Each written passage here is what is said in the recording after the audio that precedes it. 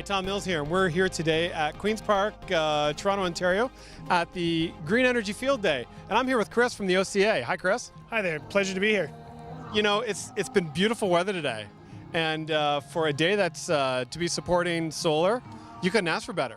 Well, OCA, the Ontario Sustainable Energy Association, we're really excited to first of all have a great day. It was pouring rain yesterday, and yeah, it's fantastic to be here celebrating renewables, conservation, and really where we're going with Ontario, how to make the province a cleaner, greener, and more prosperous place. Sure. Now, tell me a bit about OCA and what your role is in the industry. Sure. The Ontario Sustainable Energy Association started out with communities actually interested in developing renewable energy.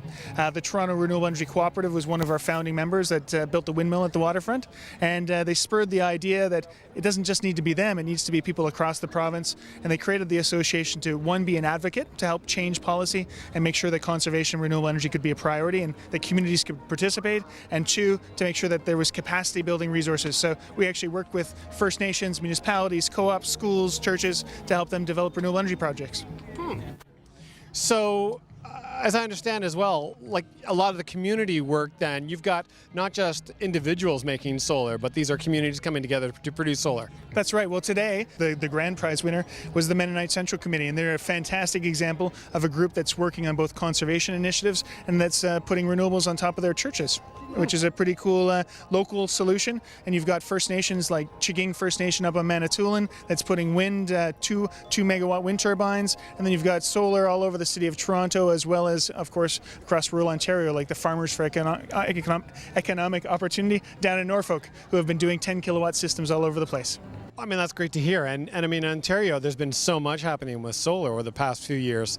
And maybe you can talk to us a bit more about that. Sure. Well, the exciting thing that's happening is that the Green Energy Act created this thing called the feed-in tariff, which is a fair, fixed, long-term contract. And the idea is that you get a contract for 20 years that pays you a reasonable return, about a 9 to 11% return on your investment. So you know that if you put solar on your roof or in your backyard, that you're going to be able to make your money back, plus a small profit if you look after it and make sure it runs properly.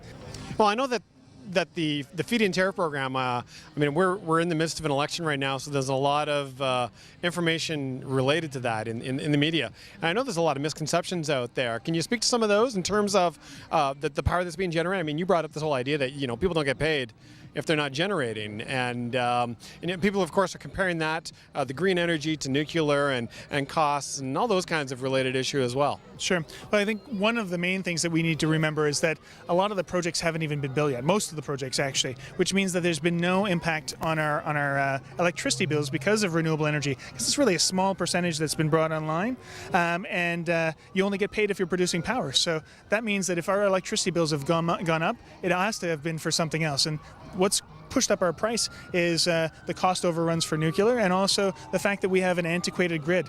We haven't put any money in our grid for at least 20 years, in some places 50 years. Imagine if you'd owned a car for 50 years and just drove it and drove it and drove it. You'd have to put some money into it eventually, right, to make sure that it worked properly, or maybe buy a new one, and that's where we are right now. We need to reinvest in our system and create the energy system that we're going to use for the next 50 years, and our grandkids and their grandkids. But I know that some people are looking at, you know, a price of 64 cents per kilowatt hour, and they know that they may be paying, you know, when taxes and debt retirement and all the rest is in, maybe 12, 13 cents, and they see that there's a disconnect between there. Sure. Can you talk to that disconnect? No problem. So, you know, the price of electricity is a complicated thing. One thing is it's regulated, it's actually frozen in time, so we actually subsidize our electricity here in Ontario.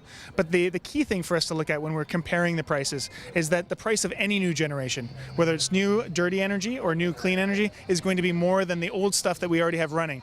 Niagara Falls has been running for a long, long time, and it's free for us because we paid for it 30, 40 years ago. Well, we need to make sure that we understand that the stuff we're buying now isn't being compared to that old stuff.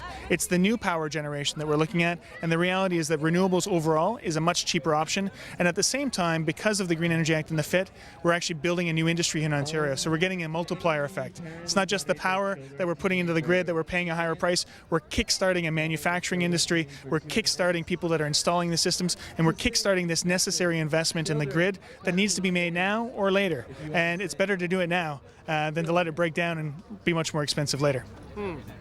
So when you know the average hydro consumer is looking at that disconnect, you're basically saying that it's going to be more expensive regardless, and that green's actually cheaper in the long run. Yeah, exactly. Wind has been shown to be cheaper than most of the other options, especially if you look at coal, for instance. Coal, if you're just looking at the economic price, it's cheap. But if you start looking at the impact on our health system and on the environment, it actually pushes way, way higher than wind, biogas, biomass, and hydro. Solar is the only one that's the outlier right now, but at the same time, we're building a new industry here in Ontario. And even nukes, the fact is that companies like Moody's and other big financial investors are saying it's going to cost us over 20 cents. So most of the renewables are under 20 cents. So I know that you're doing a lot with communities, but I mean, there's a lot of people, especially rurally, but increasingly more urban, that are looking to generate power and get involved in the microfit program. So you have a role with those kinds of people?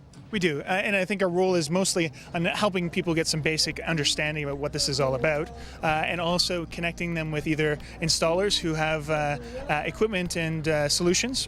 We've got a number of them that are members, as well as organizations like the nonprofit Our Power, which is a group started by the Toronto Renewable Energy Cooperative to basically help people do a free assessment of their roof. They can actually go through Google Maps, do an assessment, send you the details, and then also give you advice on what questions you need to ask the various suppliers, so that you can make sure that you actually come out with a good deal in the end.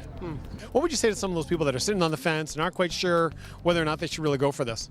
I think the key is you've got to do your homework. So don't jump in and don't just ask one installer. You need to talk to a few folks in your community or even outside of your community, and like I said, we can point people in the right direction there. The other is, if you've got neighbors that are interested, think about doing a bulk purchase. There's a number of communities here in Toronto, as well as a group of farmers, I mentioned them earlier, Farmers for Economic Opportunity, who have actually gotten together with their neighbors, and instead of just buying one system, they buy a group of systems together. They get better insurance or better warranties on their product. They actually save some money and actually usually get a better deal overall. So do you have some resources for people that are looking at getting into this? Definitely. We've got a number of different guidebooks on different types of renewables, but the one I think that's really potentially useful for those that are looking at doing a small solar PV system is one of our solar guidebooks. And you can go onto our website, download it for free, and it will give you a lot of the basics that you need to know and understand when you're looking at systems, but it'll also provide you some of the tips about this bulk purchasing idea that I mentioned earlier too. Well, I mean, I know you have some great resources there, and we've been looking at some of it as we're just about ready to launch our microfit project as part of Green Home TV and Green Home Energy, the spinoff that we're doing as part of that. And so we're looking forward to being involved more with you and bringing your expertise into the project and getting more information out to the people about it. Fantastic. Thanks so much for having me on the show.